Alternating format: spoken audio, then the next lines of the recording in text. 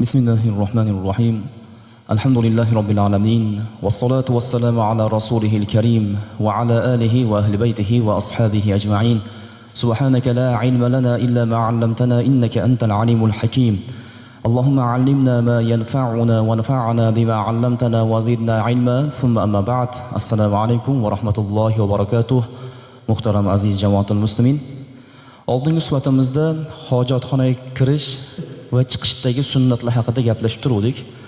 3 ta sunnatni gaplashdik. Kirishdan avval duo qilib kirish, chap oyoq bilan kirish va qiblaga yuzlanmaslik va orqa qilib o'tirmaslik hojat chiqarayotgan paytda. Shu sunnatlarni o'rgandik va bunga dalillarni keltirdik hadislardan. Shu qiblaga hojat chiqarayotgan paytda yuzlanmaslik va orqa qilmaslik hadislarda keldi. Kitoblarni ko'rsangiz, u mutullar bo'ladimi, ya'ni matnli kitoblar yo sharhlar, shuruhlar bo'ladimi? Har bittasida shu qoidani keltirishadi. Hojatga kirganda qiblaga yuzlanmaslik, orqa qilmaslik hojat chiqarayotgan paytda. Hidoyani ko'rasizmi, Kanzud Daqoiq ko'rasizmi, Quduriyni ko'rasizmi, Muxtasarul Vuqoyani ko'rasizmi? Boshqa har qanaqa Hanafiy mazhabiga oid kitoblarni, matnlar, sharhlarni ko'rsangiz, albatta shu masalani bayon qilishadi. Nimaga? Qiblamiz juda ham obro'li joy. Ka'ba tomon juda ham obro'li joy. Uni hurmati baland. Alloh azza va jalla Qur'oni Karimda ulug'lagan maskan, diyorlar va manzillar. O'shaning uchun inson noqulaylik holatida u joyga beodoblik qilmasin va shunga asoslanib hojatxonalarni ham shu yo'sinda qursin. Ya'ni qiblaga to'g'rilamasdan yoki orqa qilib o'tirishga majbur qilib qo'ymaydigan holatda qurish lozim bo'ladi. Shularni o'rganib chiqdik. Endi inshaalloh karim bugun o'sha sunnatlarni uzviy davomi, ya'ni hojatxonaga kirganda bajariladigan sunnatlar. Endi 4-inchisiga yetib keldik. 4-sunnat hojat vaqtida iloji boricha satr avrat qilish, ya'ni avratni to'sibroq o'tirish.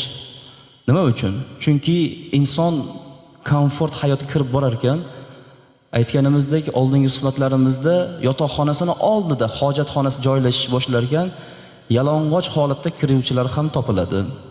Umuman kiyimsiz xonalarda yuradigan insonlar bo'ladi umuman deb. Bu yaxshi emas. Hojatxona insonni hojat chiqadigan joy bo'lsa ham, u joyda imkon boricha avratini to'sibroq o'tirgani yaxshi bo'ladi. Bunga oid dalil, hujjat, hadislar bor. O'shaning uchun biz navbatdagi sunnatni bajaramizki, hojatxonaga kirganda iloji boricha satr avrat qilish. Chunki Anas ibn Malik roziyallohu anhu aytadilar. Payg'ambarimiz sollallohu alayhi va sallam agar qazoyi hojatni istab qolsalar, bizdan ko'rinmaydigan darajada uzoqlashib ketardilar. Imom Hokim va Imom Termiziy rivoyatlar. Ya'ni o'zlarini payg'ambarimiz alayhisalom shunaqa satr qilardilarki, hech kimga ko'rinmas edilar. To'g'ri, hozirgi hojatxonalar alohida joyda joylashgan, hamma taraflari biq. Endi inson u joyda nima qiladi? Xotirjam kiyimlarini xohlagancha yechib olib o'tirsa bo'ladimi desa, o'sha joyda ham Allohdan hayo qilgani yaxshiroq. Payg'ambarimiz alayhisalomdan so'rashdiki, "Ya Rasululloh, uyda o'zimiz yolg'iz xilvatda qolganimizda xotirjam kiyimlarimizni yechib olib o'tirsak bo'ladimi?" deyishganda, Alloh taolo hayo qilishga munosibroq zotdir. O'shaning uchun oldingi ulug'larimiz hammalari hatto hojat paytlarida ham avratlarni yopishga harakat qilishavergan. Endi to'g'ri bu bavul yoki katta hojatlarga tiyib ketadigan darajada kiyimlarni yopib olib unaqa qilinmaydi. Iloji boricha inson o'zining holatini biladi. Avratlarni o'sha joyda ham sal o'zidan ham, u joydagi insi jinlardan ham himoya qilib o'tirgani yaxshi. Bu joyda o'zidan ham avratini to'sgani yaxshi. Endi bu musulmonni odobi. Kirganda ba'zi insonlar avratlarini tomosha qilib o'tiradiganlar bo'ladi. Bu yaxshi emas. Chunki Usmon ibn Affon roziyallohu anhu ni martabalar nima uchun yuksaklarga ko'tarilib ketdi deyilsa, hayolar, iffatlar tufayli. Payg'ambarimiz alayhisalom nima dedilar? Buncha Usmon ibn Affondan hayo qilasiz deyishganida, farishtalar hayo qilgan insondan hayo qilmaymi men dedilar. Farishtalar nima uchun bunchalik hayo qilishdi? Chunki u kishi Usmon ibn Affon juda ham hayoli, iffatli inson edilar. Hozir u kishi aytgan bir gapni sunnat davomida o'tib ketamiz. Haqiqatda bir qoyil qoladigan ishlarni qilishganda, o'shaning uchun ulug' bo'lishgan ular. O'shaning uchun buyuklikka chiqishgan. O'shaning uchun hozirgacha Usmon ibn Affon desa hammani hayoliga hayoli inson gavdalanaveradi. Alloh u kishini hayollarini yaxshi ko'rgani uchun qalblarimizga o'sha iffatni kirgizib qo'ygan.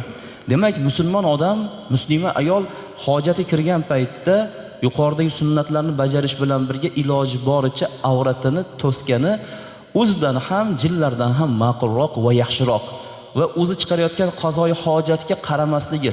Nimaga? Chunki bu zehnni o'ldiradi.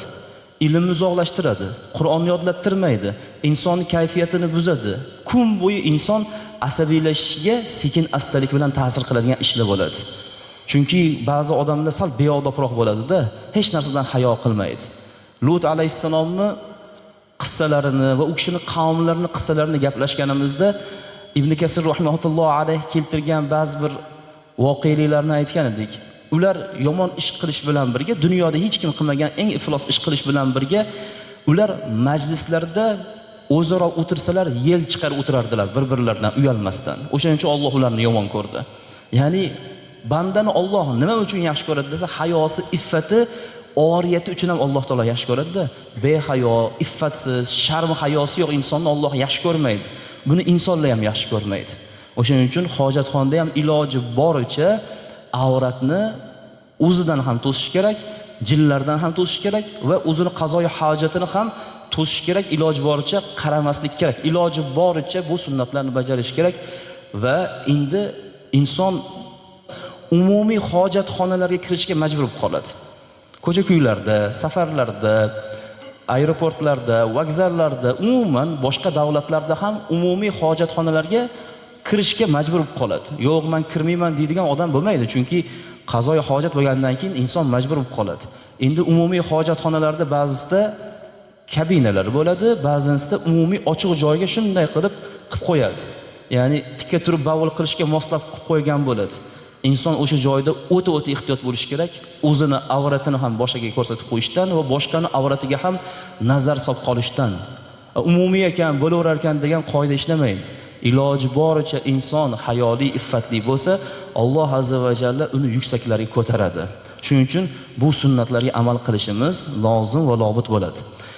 Demak, bu 4-sunnat avratini iloji boricha to'sishligi. Anas bin Malik roziyallohu anhu aytganlaridek, payg'ambarimiz alayhissalom juda ham uzoqlarga ketardilar, bizga ko'rinmas edilar, qazoyi hojatni istab qolsalar dedilar. Endi keyingi sunnat, bu 5-sunnat hisoblanadi, o'tirib bavul qilish. Sunan kitoblarini o'qir ekansiz, hadis kitoblariga oid kitoblarni alohida boblar ajratiladi. Babun fil bawli qoidan. O'tirib bavul qilish haqidagi bob. Payg'ambarimiz alayhissalomdan bo'lgan hodisotlar yoki rivoyat qilingan hadislarni o'sha bobga jamlanadi. Endi bu hadisni Oysha onamiz radhiyallohu anha rivoyat qiladilar. Payg'ambarimiz alayhissalomni zavjalari muborak onamiz, Alloh u kishidan rozi bo'lsin, hamma narsani bizga qoldirib ketdilar-da, ilmni. Hujra-i saodatdagi jamiki ilmlarni qoldirdilar. Ummat payg'ambar alayhissalomga o'xshab yashasin deb shuncha ilmni qoldirdilar. Subhanalloh, ajr borishini ko'ring endi u kishiga. Qancha odam shu sunnatlarga amal qilsa, uni rivoyat qilgan, bu sunnatni rivoyat qilgan onalarimizga, sahoba ikromlarga, Alloh ulardan rozi bo'lsin, ajr boraveradi.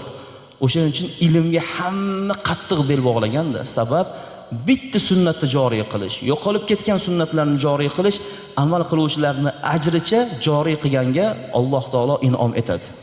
Xo'p, endi Oysha onamiz roziyallohu anha aytadilar. Ana Aisha roziyallohu anha qolat: "Man haddathaka anna Rasululloh sallallohu alayhi va sallam bala qa'iman fala tusaddiqhu an ra'aytuhu yabulu qa'idan." Rawahu Tirmizi va Nasa'i va Hakim va Ibn Majah. Imom Hakim, Imom Ibn Majah, Imom Nasa'i, Imom Tirmizi rahmatullohi alayhimlar rivoyat qilishyapti bu hadisni o'zlarining sunanlarida. Oysha onamiz roziyallohu anha aytayaptilar: agar sizlarga kimki payg'ambaringiz alayhissalom tikka turib bavul qildilar desalar, ularning gapini tasdiqlamang. Men doim payg'ambarimiz alayhissalomni o'tirib bavul qilganlarini ko'rdim dedilar. Demak, payg'ambarimiz alayhissalom doim uyda bo'lgan holatlarida endi Oysha onamiz yordamchi bo'ladilar. Har bitta erkakka ayoli yordamchi bo'ladi. Uni misol uchun tahoratga suv tayyorlab beradi, uni yumushlariga qarashadi.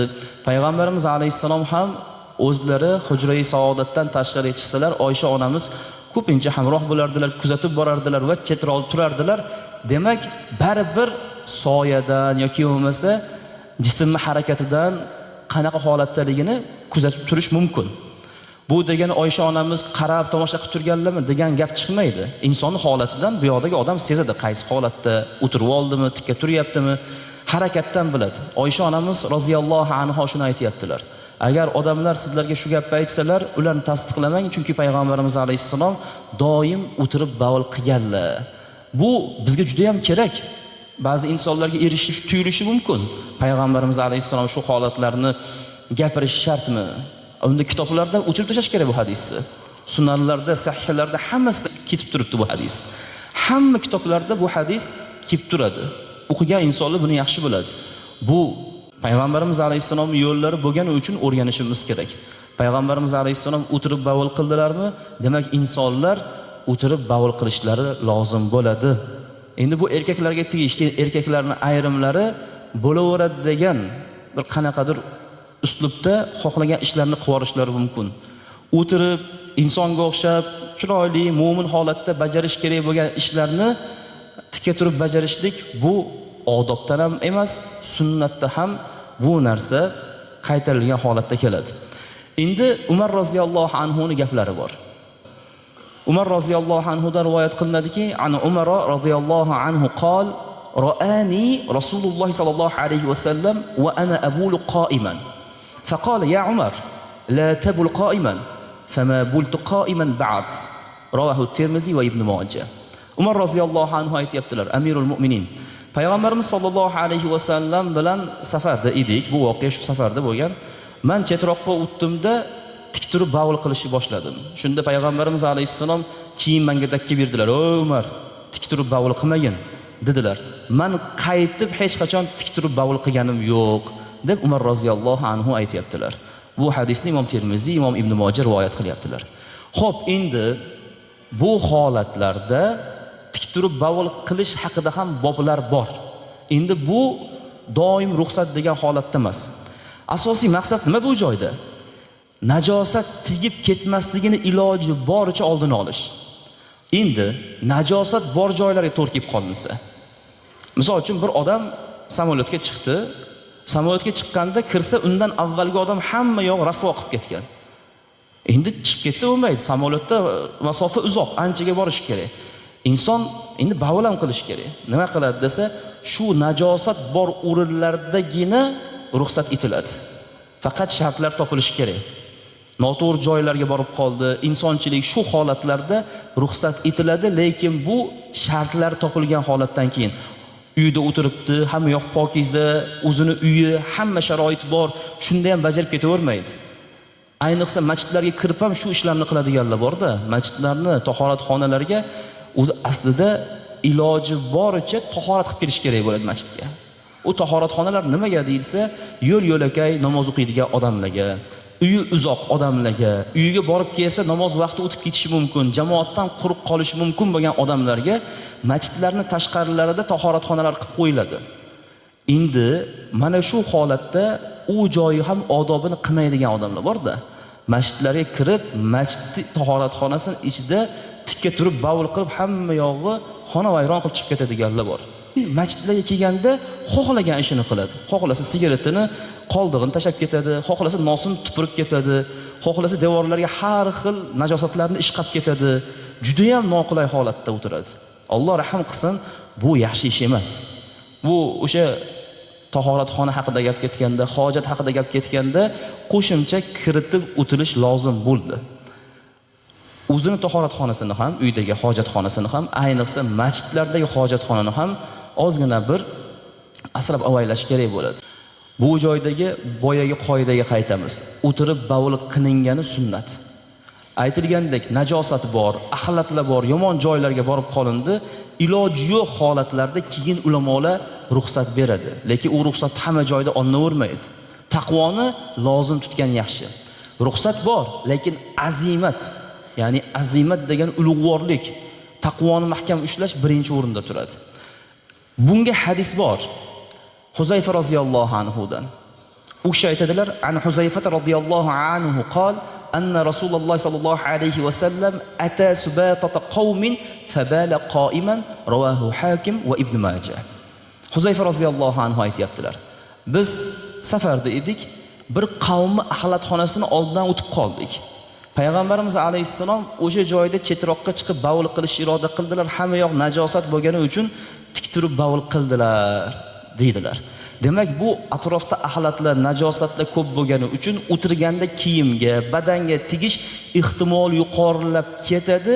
O'sha joydagina ulamolar bu hadislarga asoslangan holatda najosatni oldini olish uchun ruxsat beradilar. Demak, illat nima edi desa, najosat tegib ketmasligi iloji boricha. Bir bavul chiqaraman deb turib hamma yoq najosat qilish ham yaxshi emas-da. Sunnatga amal qilaman deb o'tirib olsa o'sha joyda hamma yoq najosat bo'lsa, insonni badanini benamoz qilib qo'yadi, kiyimini benamoz qilib qo'yadi. O'sha holatda namoz o'qiydigan bo'lsa, juda ham katta muammoga duch kelib qoladi namoz borasida. Demak, bu qoidalarni biz holatlariga qarab amal qilishimiz uchun payg'ambarimiz alayhissalom tomonidan joriy qilindi. Demak, maqsad bavul tegmasligi ekan. Nimaga? Chunki biz oldingi qabr haqidagi suhbatlarda qabrdagi azoblarning juda ko'p qismi bavuldan ekanligini o'tdik. Ibn Abbos radhiyallohu anhu rivoyat qiladilar. مر النبي صلى الله عليه وسلم بقبرين جديدين فقال إنهما لا يعذبان وما يعذبان في كبير أما أحدهما فكان لا يستنزح من بوله وأما الآخر فكان يمشي بالنميمة. Ibn Abbos roziyallohu anhudan rivoyat qilingan bu hadisni kimlar rivoyat qilyapti? Imom Buxoriy, Imom Muslim, Imom Abu Dovud, Imom Termiziy, Imom Nasai, Imom Hokim, Imom Dorimiy va Imom Ibn Mojja. Shuncha ko'p roviylar rivoyat qilishyapti. Nima dedilar Ibn Abbos roziyallohu anhu? Payg'ambarimiz alayhissalom bilan yangi qabrlarni ikkitasini oldidan o'tdik. Payg'ambarimiz alayhissalom to'xtadilarda, bu ikkovi qabrda azoblanyapti dedilar. Lekin ular katta gunoh qilgani uchun azoblanmayapti. Bittasi bavuldan poklanmagani uchun azoblanyapti. Yana bittasi namim, chaqimchilik bilan yurgani uchun azoblanyapti. Oldin buni gaplashgandik. Bittasi avrati bilan hamma yoq bavul qilib yurardi, bittasi tili bilan hamma yoqqa bavul sachatib yurardi. Chaqimchi odam tili bilan bavul qiladi hamma yoqqa. O'shaning uchun chaqimchilikdan ehtiyot bo'lish kerak. Bavuldan ham ehtiyot bo'lish kerak. Chunki qabrdagi azob shu ikkoviga berildi. Valid ibn Mughira haqida Alloh taolo gapirganda Qalam surasining boshlarida nun va qalam yawma yasturun hammazim mashsha'in binamim deydi Alloh. Qarang, mashsha'in binamim deyapti. U chaqimchilik bilan yuradigan o'ta yomon odam deb turib Alloh sifatda yomonlayapti. 9 ta sifatni gapirganda eng yomonlardan bittasi mana shu. U Valid ibn Mughira alayhi la'na chaqimchiydi deydi Alloh. Hamma yoqqa chaqib yurardi. Endi qabrdagi azob chaqimchilik, yana bitta azob bavul, siydikdan poklanmaslik. Bu kichkina narsa emas. Payg'ambarimiz alayhissalom o'sha siydiklardan poklanish uchun o'tirib bavul qilishni joriy qilgan bo'lsalar, sunnat qilib o'rgatgan bo'lsalar, bu asosiy maqsad bavul tegib ketmasligi, najosatlar tegib ketmasligi uchun. Demak, eng katta maqsad hojatxonaga kirganda inson badanidan va kiyimidan najosatlarni ehtiyot qilishi, najosatlardan o'zini ehtiyot qilish. Shunda inshaalloh karim yaxshi bo'ladi. Abu Hurayra roziyallohu anhu ham aytadilar: "Aksaru azabil qabr min al-bawl", rivoyat Hakim va Ibn Majah. Qabrdagi azoblarning eng ko'pi insonlarni bavullar tufayli beriladi. Ya'ni siydikdan poklanmaganliklari uchun, o'zlarini ehtiyot qilmaganlari uchun, badanlarini, kiyimlarini pok saqlamaganlari uchun ko'p azob qabrda shu uchun berildi. Erkak kishi ayniqsa bunda o'ta ehtiyot bo'lish kerak. Ayollar ham. O'shaning uchun ko'p masjidlarning tahoratxonasiga kirsangiz, ichkariga qog'oz yopishtirib qo'yilyapti, istibro masalasi. Erkak kishi tahoratxonada hojatini chiqarib bo'lgandan keyin, bavulini chiqarib bo'lgandan keyin chiqa solib tahorat qilib olmasin. Ozgina muddat o'sha joyda harakat qilsin. Qoldiq siydiklarni chiqarib yuborsin. Nimaga? Namoz o'qiydigan odam obdon poklanib kelish kerak edi. Bavul benamoz qiladi, qabrda azob berilishiga sababchi ham bo'lib qoladi. O'shaning uchun inson bavuldan ehtiyot bo'lish kerak. Buning uchun nima qilish kerak esa, o'tirib bavul qilingani, hojat chiqarilgani sunnatga muvofiq. Buni ham o'rgandik. Endi 6-sunnat. O'ng qo'l bilan istinjo qilmaslik. Payg'ambarimiz sollallohu alayhi vasallam bundan ochiqchasiga qaytarganlar. عن أبي هريرة رضي الله عنه قال قال رسول الله صلى الله عليه وسلم إذا بال أحدكم فلا يمس ذكره بيمينه فلا يستنجي بيمينه متفق عليه. İmam Buxoriy, İmam Muslim rivoyat qilyaptilar bu hadisni. Payg'ambarimiz alayhissalom aytdilarki, agar sizlardan biringiz bavul qiladigan bo'lsa, o'ng qo'li bilan avratini ushlamasin va o'ng qo'li bilan istinjo qilmasin. Payg'ambarimiz alayhissalomdan Abu Hurayra roziyallohu anhu rivoyat qilyaptilar. Bu kichkina ish emas. Amal qilgan odam inshaalloh karim sunnat ajrini oladi. Bo'laveradi degan odam qoqiladi, yiqiladi, mahzun bo'ladi, dunyo oxiratda xafa bo'ladi. Nimaga? Yengil sanagani uchun. Yengil sanamaslik kerak. Rasululloh alayhissalom aytibdilar. Muttafaqun alayhi hadis bu. Bunga amal qilish hammamiz zimmamizdagi sunnat amallardan. Bajarishimiz kerak. Payg'ambarimiz alayhissalom kim sizlardan hojatga kirib bavul qiladigan bo'lsa, o'ng qo'li bilan avratini ushlamasin va o'ng qo'li bilan istinjo ham qilmasin. Nimaga? O'ng qo'l Qur'oni Karimda hatto maqtalgan. Alloh azza va jalla Musa alayhissalomga Toha surasida gapirganda, "Va ma tilka biyaminika ya Musa" dedi. O'ng qo'lingdagi nima ey Musa dedi. O'ng qo'l e'tiborli. Payg'ambarimiz alayhissalom jamiki yaxshi ishlarni o'ng qo'l bilan qilardilar. Taom yeyishlari, suv ichishlari, kiyim kiyishlari hammasi o'ng tomondan bajarilardi. Hatto soch tarashlari ham o'ng tomondan edi. O'ng tomondan juda ham yaxshi ko'rardilar. Oysha onamiz roziyallohu anha juda ko'p aytdilar buni. Sahobalar juda ko'p aytishdi roziyallohu anhumlar. Demak, o'ng qo'l doim yaxshi ishlarga, Qur'on mushaflarini ochishga, bolalarimiz yuzini silashga, ota-onalarimizni qo'llaridan uf qo'yishga, misol uchun, yoki bo'lmasa non ushatishga va hokazo. Yaxshimi? Nonlarni, ovqatlarni o'ng qo'l bilan yeyish go'zalmi? Demak, chap qo'l jamiki makruhot ishlariga. Inson tabiat qabul qilmaydigan ishlarga chap qo'lni ishlatishlik lozim bo'ladi. Endi chap qo'li kesilgan bo'lsa, yo'q bo'lsa, chap qo'lida juda katta jarohat bo'lsa, bog'langan bo'lsa, illatlar topilsa, o'shandagina o'ng qo'lga vaqtinchalik ruxsat beriladi. Agar chap qo'l yo'q bo'lsa, endi doim o'ng qo'lni ishlatadi. Bu doimiylik hukmda bo'ldi, shu xolos. Chap qo'li yo'q bo'lsa ham o'ng qo'li bilan ushlamasin degan gap chiqmaydi. Asosiy maqsad o'ng qo'lni ehtiromi. Qur'on va sunnatlarda o'ng tomon doim maqtaladi. O'sha Voqea surasida ashabul yamin deb o'ng tomon maqtaldi. Nomi amallar o'ng tomondan berilsa dedi Alloh. Sunnatlarda o'ng tomonni payg'ambarimiz alayhisalom juda maqtadilar. O'ng tomonni yaxshi ishlarga ishlatishimiz kerak. Istinjo masalasida, o'sha hojati kirganda avratlarni ushlash masalasida inson chap qo'lni ishlatish kerak. O'rganish kerak. O'rganmasa bo'lmaydi. Payg'ambarimiz alayhisalom ba'zi insonlardan xafa bo'lganlar. Chap qo'limda qilaveraman-da, endi o'rganib qolganman degan Rasululloh alayhisalom juda ranjiganlar. Ya'ni inson hamma narsaga o'rganadi, lekin shu chap qo'l, o'ng qo'l o'rgana olmayapman deb bahona qilishlik bu yaxshi emas. Bu kichkina sanamaslik kerak. Sabab payg'ambarimiz alayhisalom buni aytdilar, biz bajarishimiz kerak. Yana Abu Hurayra roziyallohu anhu dan rivoyat qilinadi. Chap qo'l bilan istinjo qilish masalasi haqida gap ketyapti. عن أبي هريرة رضي الله عنه قال قال رسول الله صلى الله عليه وسلم إذا استطاب أحدكم فلا يستطب بيمينه ليستنجي بشماله رواه نسائي وأبو داود. İmam Nasai va İmam Abu Dovud rivoyat qilyaptilar bu hadisni. Payg'ambarimiz alayhisalom aytdilarki, agar sizlardan biringiz o'sha hojat paytida poklanishni iroda qiladigan bo'lsa, o'ng qo'li bilan poklanmasin. Chap qo'li bilan poklansin. Chap qo'li o'sha poklanishga ishlatiladigan qo'l hisoblanadi. Demak, bu ham sunnat. Kim shu sunnatlarga amal qilsa, inshaalloh karim sunnatni bajargan bo'ladi. Endi Usmon roziyallohu anhuning gaplarini eslaymiz. Boya maqtargan gapni. Usmon roziyallohu anhuning haqiqatda odoblari yuksak edi, hayolari yuksak edi. U kishining sunnatga bo'lgan muhabbatlari yuksak edi. O'shaning uchun Alloh yaxshi ko'rdi. Farishtalar hayo qildi. Payg'ambarimiz alayhisalom yonboshlagan joylarda o'rinlardan turib kiyimlarini to'g'rilab, mayli Usmonga ruxsat bering, huzurimga kiraversin deb ana shunday odob saqladilar Usmon roziyallohu anhuga. Shu qadar Alloh va rasuli yaxshi ko'rdi. Nimaga? Ish ko'p, amal ko'p. O'shalardan bittasini men eslab o'tamiz. Imom Ibn Moja o'zlarining sunanlarida keltiradilar. Usmon roziyallohu anhudan bu hadis. An Usman ibn Affan roziyallohu anhu qol يقول ولا مسست ذكري بيميني منذ بايعت بها رسول الله صلى الله عليه وسلم. Man deydilar Usmon ibn Affon roziyallohu anhu. Payg'ambarimiz alayhissalomga iymon keltirib, qo'llariga qo'limni, o'ng qo'lim bay'at qilib berganimdan beri avratimni o'ng qo'lim bilan ushlaganim yo'q, Rasululloh alayhissalom qo'llarini ushlaganim uchun. Bu odob ko'ryapsizmi? Payg'ambarimiz alayhissalomga bay'at berganimdan beri qaytib avratimni o'ng qo'l bilan ushlaganim yo'q.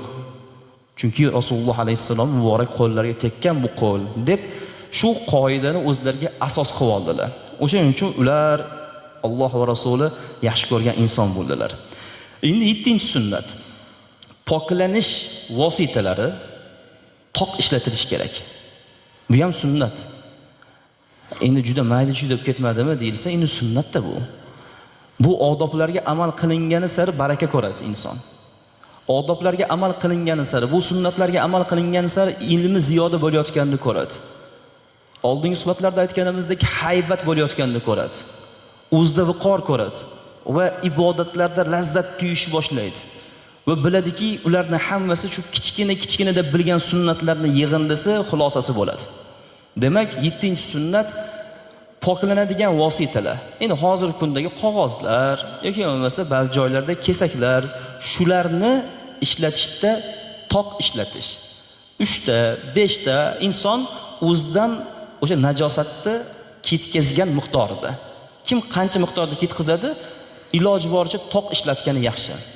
Unga dalil Abu Hurayra roziyallohu anhu dan Imom Abu Dovud, Imom Nasai va Imom Ibn Majah rivoyat qiladilar.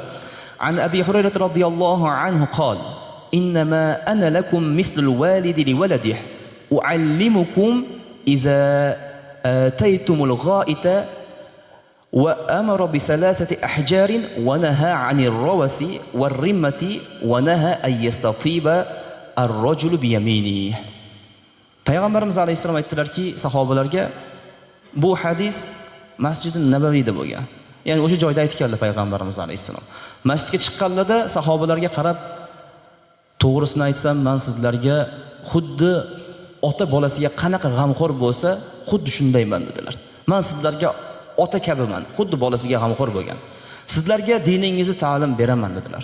Mana shu gapni aytganlardan keyin aytdilarki, agar sizlardan biringiz katta hojatga boradigan bo'lsa, deb turib 3 ta tosh ishlatishni buyurdilar dedilar roviy. Payg'ambarimiz alayhisalom 3 ta tosh ishlatishni buyurdilar va tezakdan, suyakdan qaytardilar istinjo qilishda. Inson katta hojatga borsa, Payg'ambarimiz alayhisalom aytganlaridek 3 ta bu joyda toq aytilyapti. Aytilgandek inson hojati qaysi miqdorda ketadigan bo'lsa, uni ko'paytirish lozim. 3 ta ekan xolos deb najosat bilan qaytib kelmaydi. 3 ta toq ishlatishni buyurdilarda, tezakdan va suyakdan qaytardilar. Istinjo qilmang unga dedilar. Payg'ambarimiz alayhisalom yana aytdilarki, inson o'ng qo'li bilan poklanmasin deb davom ettirib qo'ydilar. Bu hadisning umumiy xulosasi nima? Payg'ambarimiz alayhisalom sahobalar roziyallohu anhumlarga, Alloh ulardan rozi bo'lgan zotlarga ta'lim beryaptilar. Ta'lim oddiy biz nazarimizda. Payg'ambarimiz alayhisalom o'sha kichkina amallar bilan tarbiya qilganlar. Sizlardan biringiz katta hojatga bordi. O'zimizni tilda aytganda hojatxonaga bordi. Katta hojat chiqardi, toq ishlatsin, poklanish vositalarini va o'ng qo'li bilan istinjo qilmasin. Va dedilar, suyak, tezaklarga ham istinjo qilinmasin. Nima uchun? Chunki suyak va tezaklar jinlarni tanovvul qiladigan taomi hisoblanadi. Abdulloh ibn Mas'ud roziyallohu anhu dan rivoyat qilinadi. Men payg'ambarimiz alayhisalom bilan bir kun safarga chiqdim. Rasululloh alayhisalom qazoy hojat qilish uchun uzoqlashdilar. Men orqalaridan 3 ta tosh olib qo'llariga tutqazsam, Rasululloh 2 ta tosh oldilarda, bittasini aytib, "Hiya riksun." Bu tezak najosat-ku deb uloqtirib yordilar. Bu hadis tugadi. Bu joyda ma'lumot toshga istinjo qilish mumkinligi va tezakka istinjo qilib bo'lmasligi haqida qoida chiqyapti-da. Agar zarurat bo'lsa, juft ishlatish ham mumkinligiga payg'ambarimiz alayhisalom ishora qilyaptilar. Nimaga? 2 ta bo'lib qoldi, yana bitta olib kelgin, toq bo'lish kerak deb qat'iy turib olmadilar. Inson mabodo isdan chiqib qolsa yoki bo'lmasa sanog'ini isdan chiqarib qo'ysa, toq bo'lish kerak deb vasvasa qilib yurmasin yana. Bu yo'lga payg'ambarimiz alayhissalom yengillik berib ketyaptilar. Asosiy bu joyda oladigan foydamiz tezakka istinjo qilib bo'lmasligi sabab, chunki u jinlarni ulovini ovqati. Suyakchi desa jinlarni o'zini ovqati. Mu'minlardan, insonlardan qolgan qutgan narsalar jinlarning ovqati bo'ladi. Mu'minlarni ulovidan qolgan qutgan narsalar jinlarning ulovini yeguligi hisoblanadi. O'shaning uchun tezaklarga, ko'mirlarga, shishalarga, suyaklarga istinjo qilib bo'lmaydi. Alhamdulillah, hozir endi zamonaviylashildi, vositalar juda ham yaxshi bo'lib ketdi. U narsalarga hojat qolmadi, lekin insoniylik, inson dalalarda bo'lib qolish ehtimoli bor, cho'llarda bo'lib qolish ehtimoli bor. Bu masala bayon qilib ketilgan ulamolarimiz tomonidan. O'sha holatda o'sha tezak, suyak narsalarga istinjo qilmaslik kerak. Sabab, chunki jinlarning ovqatiga istinjo qilib bo'ladimi? Juda yomon-ku bu. Jinlarning g'azabini keltiradi. Keyin ular asabiylashgandan keyin o'ynashishni boshlaydi. Sen bizni yeguligimizga haqoratli ish qilding deydi. Bir chiroyli yuruvdik, sen o'zingning yo'lingda yuruvding, biz o'zimiz yo'limizda yuruvdik. Senga nima bo'ldiki, ey odam bolasi, keldingda biz yeydigan suyaklarga istinjo qilishni boshlading. Nima haqqing bor edi? Haddingdan sen oshding. Rasululloh alayhissalom bay'at olganlar. Jinlar insonlarga ziyon yetkazmasligi, ziyon ham Allohning izni bilan bo'ladi-yu, shu yomonlik qilmaslikka bay'at olganlar, bay'atni odam bolasi buzyapti. Chunki Rasululloh ulardan bay'at oldim, sizlarga yomonlik qilmaydi. Sizlar ham endi odob saqlang, ularni yegulikka istinjo qilmang deb turib o'rgatib ketyaptilarmi? Demak, shu o'rgatilgan narsalarni biz bajarishimiz kerak. Bajarmasak, ular asabiylashib qoladi. Jinlar va insonga yomonlik qilishni boshlaydi. Hozir o'tamiz, bavul qilinishi mumkin bo'lmagan joylar ham bor-da. Odamlar hozir jin tegyapti, jin ilashyapti, yomon ketyapman, nimadir bo'lyapti. Demak, hayotda qanaqadir muammolar qilinyapti. O'shalarni tozalansa, inshaalloh karim yaxshi bo'ladi. O'rgangan sunnatimiz bu joyda 7-sunnat poklanish vositalarini doim iloji boricha toq holatda ishlatish. Xo'p. Yana bitta hadis bor. An Huzaymah radhiyallohu anhu qol fil istinjai salasatu ahjar. Rawahu Abu Dawud. Istinjo 3 ta tosh bilan bo'ladi dedilar. Demak, uchlikka ishora qilyaptilar. Bu joydagi maqsadimiz o'rganishdan toq raqam bo'lishi kerak. Inshaalloh karim shunda yaxshi bo'ladi. Endi 8-sunnat. Hammomda bavul qilish mumkin emas. Bu payg'ambarimiz alayhissalom davrlarida aytilayotgan hadislar. Rasululloh alayhissalom aytayotgan so'zlari. 15 asr o'tyaptiki, bu so'z o'z joyida turibdi. Chunki inson ko'p holatlarda shu qoidalarga rioya qilmagani uchun bosh balodan chiqmayapti. Hammom deganda biz endi umumiy tushunib olmaylik. Bitta hammom ichida sanuzel, jakuzi vannalari, vanna, yonida unitaz, chashigen, uni yonida rakvina shunaqa qilib joylashtiriladi. Joiz. Chunki hammasini o'zini o'rni bor, o'zini ketadigan joyi bor. Endi bu nima haqida ketyapti gap? Hammomda bavul qilib bo'lmaydi degan joy. Yuvinadigan joyi o'zida bavul qilib bo'lmaydi. Bir inson vannada cho'milyapti, tagida vannasi bor yoki jakuzisi bor, yoki bo'lmasa arvozda cho'milyapti yoki tog'orada cho'milyapti. Ketaveradi yo'q. Cho'milayotgan joyda bavul qilmasin. Nimaga? Payg'ambarimiz alayhissalom qaytardilar. Bu sunnat. Yoshlar, yangi kelin-kuyovlar shunaqa ish qilib qo'yayotgani uchun bosh balodan chiqmayapti. Subhanalloh, hayron qolasizda. Hamma baloni biladi. To'yda nima qilish kerak? Qancha mashina gaplashish kerak? Qancha o'rtoq dugonasini chaqirish kerak? Hammasini biladi. Ota-ona ham qiziga 20 ta sumka, 20 ta ko'ynak, 20 ta oyoq kiyim qilib beradida, g'usul qilish odobini ona o'rgatmaydi. Hayzdan poklanish odobini o'rgatmaydi. Nifosdan poklanish odobini o'rgatmaydi. Yaqinlikdan keyingi poklanish odoblarini o'rgatmaydi. G'usul qilish odoblarini o'rgatmaydi. Muammo ustiga muammo tug'ilaveradi. Hamma narsani o'rgatadi. Pishir, chevarchilikni o'rgan, uni qil, buni qil. Lekin fiqhiy jihatdan ayol kishiga kerakli bo'lgan hukmlarni o'rganmaydi. Yuraveradi. 20 ga kirgan qiz qanaqa qilib, qaysi joyda poklanish holatini bilmaydi. Endi bu Alloh rahim qilsin, juda ayanchli holat. Bu juda yomon holat. Ertaga Alloh azza va jallaning huzuriga borganda Alloh taolo nimaga sen ovqat pishirishni o'rganmading deb so'ramaydi, lekin nimaga sen poklanishni o'rganmading? Nimaga senga Rasuling alayhissalom hammomda yuvinadigan o'rinda, takror aytamiz, yuvinadigan joyda, tog'orami, arvozmi, o'sha jakuzimi, o'shani ustiga chiqib olib bavul qilmagin degan ma'noda aytdi. Lekin sen nimaga shuni o'rganmasdan xohlagan ishingni qilding deb Alloh taolo so'raydi. Buni o'rganishimiz lozim, ayniqsa hozirgi paytda ham lozim. Bu hadisni o'rganaylikda, keyin u keltirib chiqaradigan muammolarni gaplashamiz. Qoyil xolos, haqiqatda payg'ambarimiz alayhissalom insonlarga rahim qilib, ummatga rahim qilib bu hadislarni bejizga aytmaganlarga qoyil qolasa va 21-asr shunchalik rivojlanib ketganda ham bu muammoga insonlar duch kelayotganini ko'rib ham qoyil qolasiz. Bu hadisni Abdulloh ibn Mag'fal radhiyallohu anhu rivoyat qiladilar. Qala Rasululloh sallallohu alayhi va sallam: "La yabulanna ahadukum fi mustahammihi fa inna 'ammatal waswas minhu." Rawahu Abu Dawud va Tirmizi va Ibn Majah. Payg'ambarimiz alayhisalom aytayaptilarki, sizlar yuvinadigan o'rinlaringizda, hammomlaringizda bavul qilmang. Chunki vasvasalarning hammasi mana shundan kelib chiqadi, dedilar payg'ambarimiz alayhisalom. Endi hozir kundagi vasvasani ko'ring. Bu vasvasalarni bitta-bitta sanaylikmi? Tahorat qilayotganda sanoqlarni bilmay vasvasa bo'lib qolyapman, qayta-qayta tahorat qilyapman. Doim takrorlanyapti shu. Demak, vasvasani birinchi joyiga qarash kerak. Hammomda yuvinadigan o'rinda bavul qilib qo'ygan bo'lishi mumkin. O'sha joyda vasvasa boshlanadi. Namoz o'qiyman, rakatlarda adashaveraman, doim. Bir bo'lsa mayli, ikki bo'lsa mayli, lekin doimiylikka o'tib ketsa bu vasvasa, demak muammo bor. Yuvinadigan joyda, yuvinadigan holatida bavul qilayotgan bo'lishi mumkin. Yana vasvasalar. Eng dahshatlisi bor. Xuddi yel chiqib ketgandek tuyulaveradi menga. deydigan yigitlar, ayollar, qizlar bo'ladi.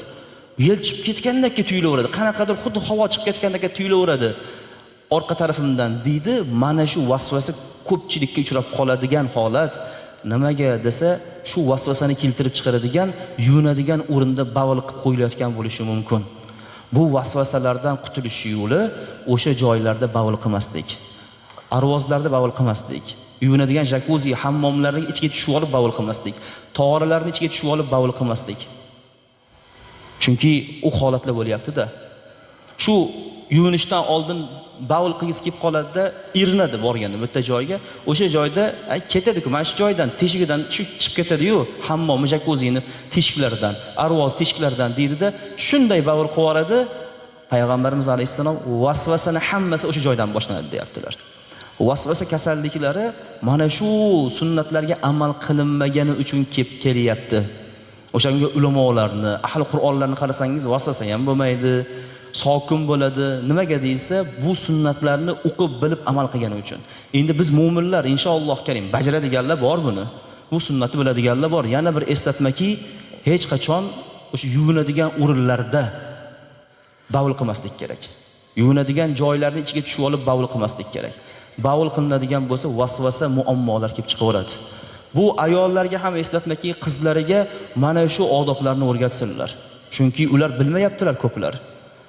Yigitlarga akalar, tog'alar o'rgatsinlar, chunki bilmayaptilar. Aytayapmiz-ku, to'ylarda hamma narsani hal qilishadi. Hamma jamiki muammolarni hal qilishadi. Orzu havaslar bilan to'y qilishadi.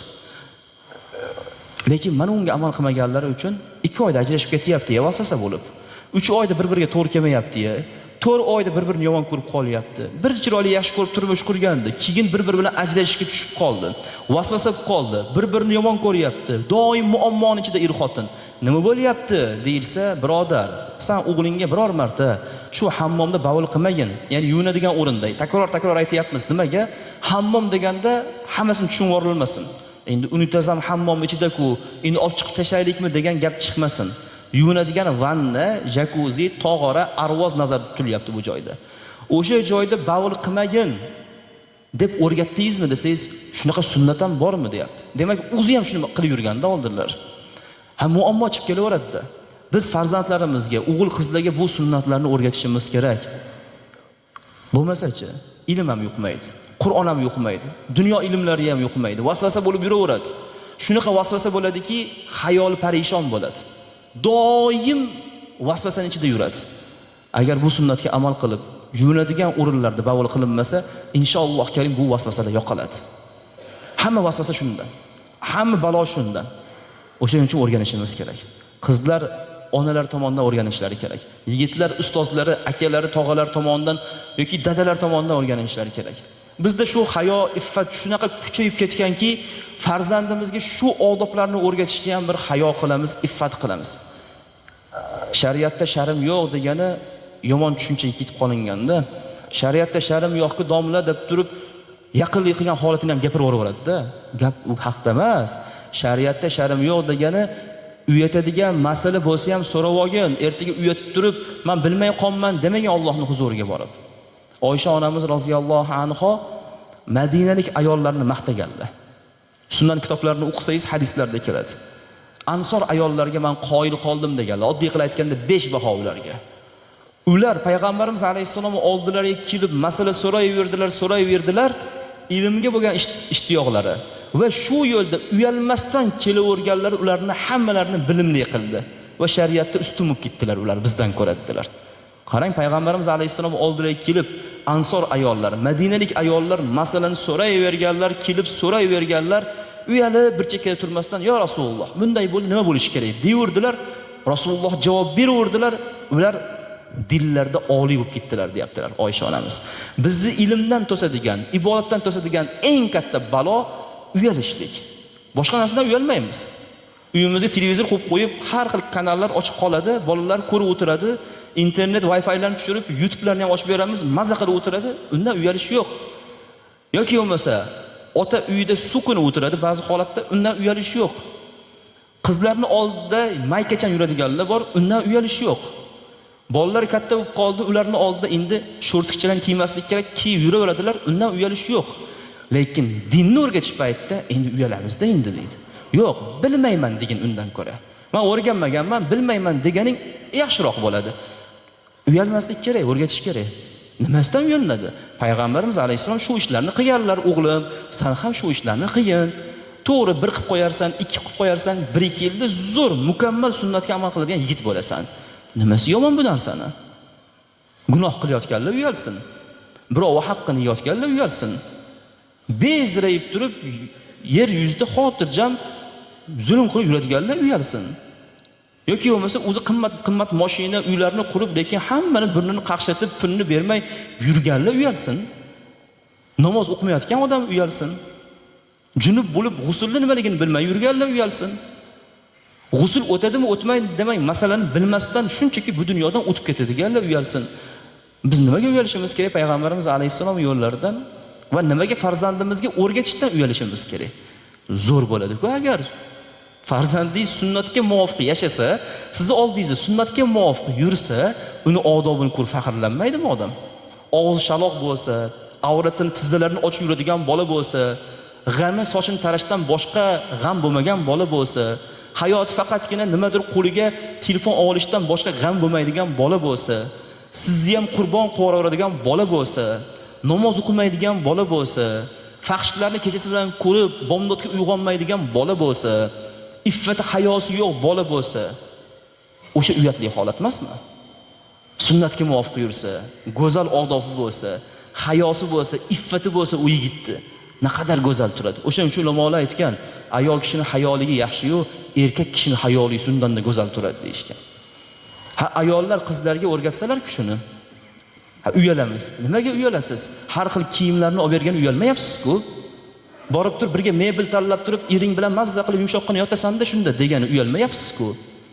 Har xil ich kiyimlarni olib eringni oldida ko'zini qo'ynatib yurasan-da, rozi qilish kerak ekan degani uyalmayapsiz-ku. Nimaga endi g'usul qilish, tahorat qilish, yuvinadigan o'rinlarda bavul qilmaslik, hojatxona sunnatlarini yoki hayz nifosdan poklanish holatlarini o'rgatishdan uyalasiz? deb turib ayollarga ham aytish kerak. Nimaga uyalishadi? O'zlarining qizlari, o'zlarining jannatlariga jahannamlar u qiz. Ular o'ylashyapti, namozini o'qimay qo'yaversin, ertaga borganda erini oldida o'qir. U qiz 10 yil bo'ldi balog'at ketganiga, lekin hali namoz o'qishni bilmaydi. Lekin sunnatni bajarishni bilmaydi. Baloni biladi. Telefoni bu yoqdan kirib, bu yoqdan chiqishni biladi. Qaysi manzilga qanaqa qilib borishni biladi. Internetdan nima zakaz qilib turib, nimani qabul qilib olishgacha biladi. Hamma narsani biladi. ming xillar pishiriqlarni biladi, lekin sunnatga muvofiq yashashni ko'p, Alloh saqlasin, ayrim qizlar bilmaydi. Nimaga desa, muammo onalarda. Onalar o'rgatmadilar. Onalar har baloni o'rgatdilar-da, lekin payg'ambarimiz alayhissalom sunnatlarga muvofiq yashashni o'rgatmadilar. Oysha onamiz roziyallohu anhoning gaplarini ko'ring. Madina ayollaridan Alloh rozi bo'lsin. Ular Rasululloh alayhissalom oldilariga kelib so'rayverdilar, uyalmadilar, dinda o'tib ketdilar bizdan.